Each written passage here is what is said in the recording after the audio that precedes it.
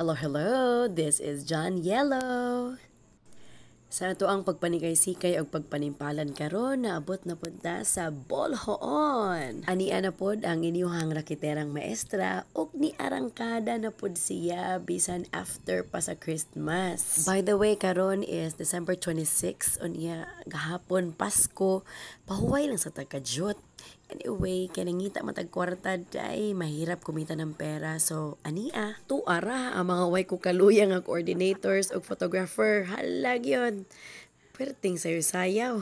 Bitaw, kinangita man tag kwarta. Pahuway lang tagkadyot. Mahalag nagkapagaw. Hala, birag yapon taday. Mintras kaya pa sa tuhod. Sa inyo nakita ganihan ang dala kong payong. Mintras ko naglakaw kay, nagbabad siya ang ulan. Lain kayong panahon. Mauna nga miduyog sad ang kalain sa kuntingog. O, wa na, mauna gyud ni. So, mauto, after sa among biyahe, mga 33 minutes, gikan sa Argao, naabot na din migbulhoon, o ania. Pak, tuara, si Ma'am Jumari, mao ni ang head coordinator, nga taga-Dalagete, nga mapasalamaton kaayo ko kay sa tanan niya mga events. Ako jud ang iyang kuhaon.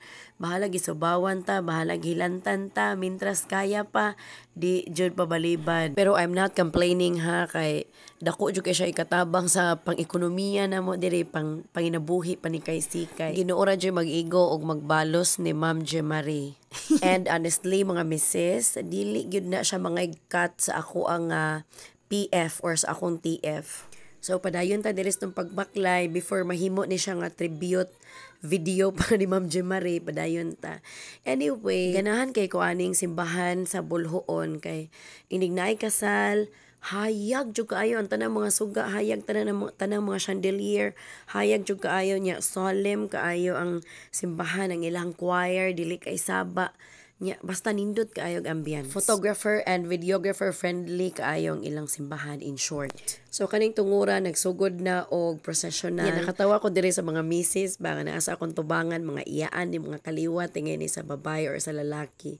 Kana gani magsubay gani og huy si Kuan pa, anak ni Kuan, mao na. Pak tuara nga tong groom gikulbaan na, wa na siya kay baloon sa iyang gibati. O nagpadayon og chika ang atong mga misis. Uy, si Marimar ba katong anak ni Marites nga pag umangkon ni Ibiyang. Beta mo na ilang chika oy, pero no bad thing. Good vibes ra na sila. Actually, wala jud ko'y kaila ani nilang duha sa bride o groom. Gi-refer ako sa photographer ni Joseth nga ako'y pa-MC-hon sa ilahang kasal. Salamat, Joseth Formentera. Nya mao to, after ko gi-refer, ni message na dayon ang bride nako. Nya mo to, kami na mo'y nag-arrange unsa iyang gusto, unsa dili niya gusto, og pila may pagdagan sa misa na human na dayon siya. Padayon na dayon ta sa atong pictorial. Og kani si baby girl, cute kaayo nagtuyok-tuyok sa iyang dress. Nalingaw siya sa iyang sayal nga mubukan kaayo. By the way, anak ni sa ato ang bride o groom because they've been married already civilly for 3 years. Nya mo ni si baby girl. Padayon ta sa pictorial, daghan kay mga kaliwatan both sides. Unya na amaze pa jud ko kay ang ilahang mga principal sponsors. Huy, 30 ka pairs bayot. Nabalaka ko sa lahutay sa akong tingog kung kaya pa ba sa pagtawag sa mga 30 pairs. Nga, subawan na ba ako daan dahil gipinot na ko daan, nguho na daan ko. Pero kaluoy sa Diyos, after sa event, mao naman ni ang ako ang nag-voice over naman ko karon. Mao ni ang after effect sa pagtawag sa daghan kaayo mga principal sponsors og sa ilaha pud nga bridesmaids o groomsmen, apay junior bridesmaids og uban pa. Huy, pero no worries oy kay pit senior baya ta karong adlaw o niya wala joy duha-duha ang bride nga naghatag og tip. Salamat kaayo kay apil ko na pinaskuhan. Larga, padayon ta mga misses sa pictorial kay murag taod-taod pa gyud ni nabalaka ang kuan uban ani nga mga kaliwat. Kung masakto pa ba kuno sila sa picture. Akong giingnan nga, ay kabalaka kaya na kay na sa photographer. Tuara o mag-isa-isa na siya karon magtudlo-tudlo na siya. Oops, tuara gyud. Anyway, dako man kayo og kuan kanang wide man ang angle sa ato ang camera. So bisag 40 pa na sa bok 50, kaya ra gyapon na makuha ra na tanan. So diring napita ato na lang ni forward gamay ha kay malangay taday, gutom na kaayo, maraglami naman early dinner. Ang venue di ay sa reception ani nila adto ra sa Morning Sea Breeze Resort. Diri ra pud sa Bulhoon. Unya, duol ni siya sa pier. Anyway, ako ipakita ninyo karong taon-taon ang iyahang kinatibuk-an nga view. So pagkahuman sa pictorial sa sulod sa church, uy, naunsa na may naong intaw naning nakitirang maestra. Nagmantika namang kami sis. Og white transition na sa video, naabot na dayon ta sa reception area. Kani mga tables and chairs, nindot kay ni pagkalatag dito sa gawas. Pero kay ni kalit man siyang ulan, gibutang na po diri sa sulod. Unya, nitulak na po ang ulan, gibalhin na po sa gawas, o niya ni ulan na po. Oh well, nindot kayo na siya nga pagutom para sa ato ang panihapon. Kani nga mga chairs diri sa sulod, para ni sa mga principal sponsors, ug uban pa nga mga seated, nga mga invited guests. Kato naa sa gawas, extension na to siya, kay murag ubay-ubay mangyod og mga kaliwatan. Mauni siya ang kuan view na to sa sulod, ang sa ilahang nga decoration, ay nag-prepare diri para sa cakes, ug uban nga mga giveaways. We are waiting pa sa couple kay nag-post na pictorial pa while sila. Nagpaabot, nagampo in town mi nga dili gyud mo kusog ang ulan kay aron dili maguba ang ato ang program, unya ang tanan po mga tao mas ma-enjoy nila ang company sa usag-usa. Ikaduha na nako ni nga time nga nag-MC diri nga reception diri nga venue. Unya so far nindot ra gyud siya kay naay open area sa gawas na po diri sa sulod. Og mao ni siya ang less than 360 degrees nga kuan ka ng view sa entire area. Ya, akong nakaykayan ba ang ako gani nga attire sa una na akong pag-MC diri nga venue. Huy, Diyos ko Lord, maura manggihapon akong blazer nga kuan orange. My goodness. Na, unsaon man muna gitawag na to og what ako accident. Og tuod man kay wala gi transitionay ni ato ang video ug sa kalit lamang tuara naglumpat na ang entourage.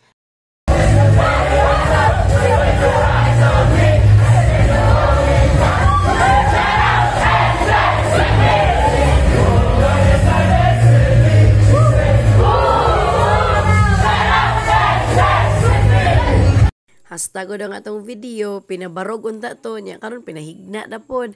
Ni apil pod og lumpat ang ato ang videographer. So ato na dungog to guys ang national anthem sa entrance sa bride o groom, Shut Up and Dance. Believe kay ko sa mga bridesmaids o groomsmen, sing and dance man nilang mga talent. Oy, tuara. Oh, padayon na pod sila kay wala pa kuno sila nahuman. Nya perti nilang tuyok-tuyok. Ako sa nang giingnan nga, tuyok mo mga guyses. Unya kay gamay ra man og area, mo to galukso-lukso na lang gid sila taga-ag chance. Og pagkahuman ato, padayon-dayon ta, ari na ta sa prosperity dance. Tang tanadan. Uy, tuara ang atong prosperity dance. Ako lang nang gimute ha ang ato ang background music kay maka-copyright in town ta nya. Wala pa ta na monetize ani, maka-copyright pa gyud ta sa mga misis. Ato na puding i-forward diri ha kay mo lagi nang dali ta para sa dinner kay gutom-gutom na baya. Nya ato sang ituyok ang atong kamera diri ha. Pak pak pak pak. Uy, daghan jud kaayong tao. Og kay klaro man jud kay nga nagdali ta. Uy, slicing of the cake na og wine toast. Kabalo na kung sa sunod ani. Prayer na dayon o niya. Alams na. Pero honestly guys, no, basta event nga sama ani, dili jud kay ko makakaon, makahungit na ako nag mga tulo, duha. Kay ako man ang tan-awon ang lakat sa mga tao ba. Kung inighuman na ganikaon mo, barog na gina sila, nya maginahinay na gina sila, kuha sila mga bag, ang uban magkuha na sila mga helmet. Uy, maaksyon na din ko kabalaka ana kay padulong naman jud na in town manglakaw. Nya ako pod ang type sa MC nga dili po ko magpa-pledge, although na may mga MC no ilaha pod nga style nga magpa-pledge sila nga dili jud mamauli ing kahumagkaon. Ako konsensya na lang mo patay ana sa mga tao. Joke ra oy.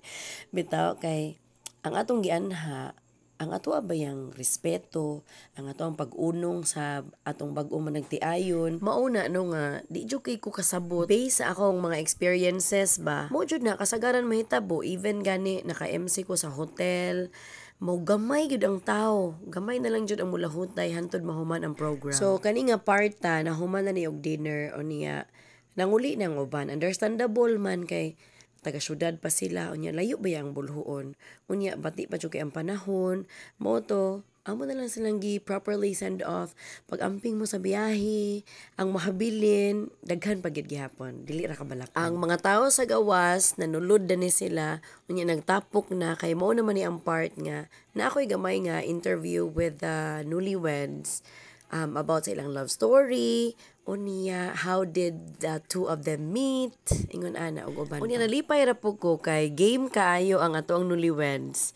Wala sila'y hesitation nga ni share sa ilang nga love story. Unya gikilig ang uban, hasta pud ang MC gud og gikilig. Ngano na ako ingon ani nga portion sa ako ang pag-MC sa usa ka event kay mao ni siya ang maritasing moment. Ganan ko makahibalo og unsay kanang backstory sa ilang love story para inipauli nato sa atua, nako sa amua, na ako'y mapupo ba nga ay ingon ato da ito ilang life, dili ra gani nga we know them kanang diha ra sa ibabaw. Kinahanglan makahibalo gyud ta og ngano di ay ngano na ingon ani sila. Kay dapat ako am kong gisituit sa akong kagalingon nga ang akong connection sa bride o groom will not only end after the event. Kung magkita gani mi, napo ko minumduman nga oy si kuan man di ay ni, si kuan man di ay ni.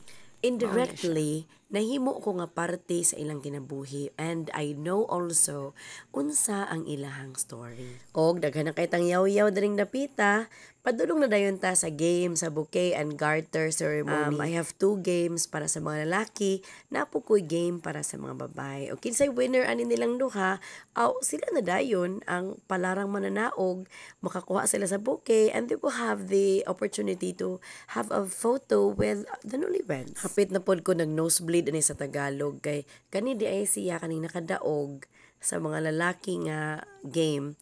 Huy, Tagalog siya, may gani kay naingon nga nakasabot ra siya Bisaya. Maayra pod. Salamat naman. Nya gi-forward na pod ang video. Man naman unta ning dinner.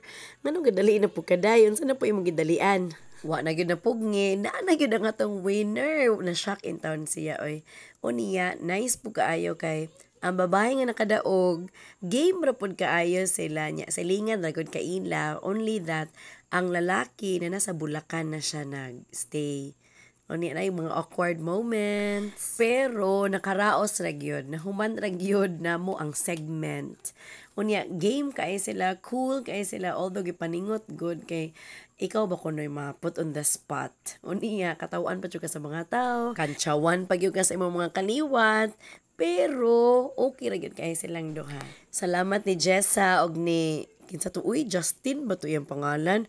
Huy, nakalimot na ang tigulang nga MC. Wala na na-appeal og video diri ang mga games after that. Kato mga matchmaking, ceremony, nga ay mga pose, mga sweet positions, nga gihimo ang bride o groom, unya, sunon nila ni Jessa. So at this point, hapit na gyud na human ang ato ang event, unya, nag-set up na ang atong videographers o atong photographer para sa SDE. Unya, while they are doing that, nainisayaw si baby boy, cute kaayo.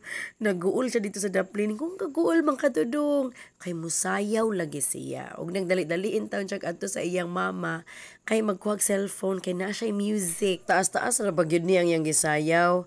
Unya, naagid siya yung mga steps. Iya dyan na-memorize ba ya? Salamat sa pa-intermission dodong. Nya, timing po kaay nga nahuman siya sayaw, na timing pod nga humana og setup para sa SDE. Kani SDE na ni moment. Mo ni ang mga tao nga nakabilin. Pak! Musayaw ang photographer. O niya natakdan ang videographer kay gitudlo sa MC. Nasayaw na pugos siya. Uniya sila na ng tulo na nayaw. Ngano mo oy, happy kaayo kay hapit na biya na human. Alams na. Di na gyud mapugngan guys. Nahuman ang gyud ang ato ang program. Unya, ako as an MC, I follow the same format. Kanang kalingawon o ka-excited o kaaligre sa usa ka event, magdepende gyud na sa audience. Kay naamang ko'y part nga dili ko mag-follow sa atong mga script. Unya, magdepende rin ko sa reaction sa mga tao. From their reactions, ana ko magkuha og mga punchlines para maaligre ang usa ka event. So, kung ma-participate lang gyud ang mga audience, unya mo cooperate sila. So in total, aligre pod ang tibuok event. At the end of the day, inig-assess na ko sa ako ang performance. Unsay makaingon ko nga nindot kay ang event karon, bati ang event karon. Pero sa ako ra pod na oy dili po na nako ipanabi. Say a little prayer for our newlyweds that they will continue to endure life and they will prove to us that actually ay forever. So the pressure is on the two of you. Well, before I will go, guys, I'm going to leave these lines to our newlyweds. Bahalag saging, basa labing, bahalag ginamos, basa nagsigigagos, magunsa man ang humba o na puno kasaluha, magunsa man ang adubo o nagsigila kaglagubo. Mas maayo ang mais kay wagay lalis, apan mas maayo ang humay kay wagyo'y mahay. Maayong gabi, kinatagdagan. This has been your host, Janet. Thank you all. I will have another beautiful experience that I'm going to add up to my memories ako niyang katigulangon. And thank you for sharing your inspiration, your life with us. Daghan kayong salamat. It is my pleasure to be hosting this event and knowing wonderful people as well. Daghan kayong salamat. Merry Christmas, everyone, and a Happy New Year. Na, naka-deliver na siya sa iyang closing spiel. Happy dance! Happy dance! Padayon ang ato ang happy dance sa ato ang mga Gemery baby, sa mga sexy kaayog, mga cute nga mga on the day coordinators. Maura na mga missis. Bye-bye! Bye-bye! See you next time!